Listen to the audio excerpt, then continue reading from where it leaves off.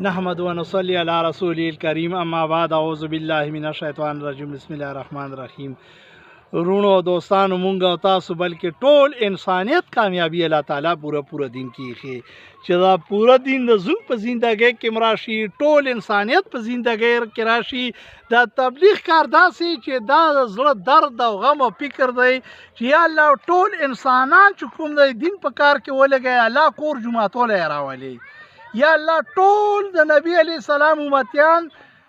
جنت والا جوړ کې چې راغشي. خدای پاک ټول په دین کار کې استعمال کې را روان خالی ورځې نه به کوم دی د پیروخیل او مل څوکۍ پیروخیل مختار خیل اشخیل میرداد خیل دغه څلورو تپو زونګال کې به کوم دی هفته به می په لوړ کې تبلیغ مرکز کې نو څلورو واړو قومونو ته اپیل ورته کړم چې ټول به راشئ، که څوک هفته تېروئ، که څوک 3 ورځې تېروئ، که 2 ورځې تېروئ، د 9 بجو نه د 11 بجو پورې د حدیثو درس هم شي، 5 واړو جمعو نه پس چې کوم دی تبلیغ بیان شي او حدیثو بیان شي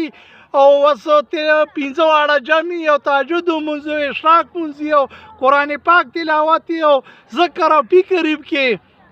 ګشتونه هم شي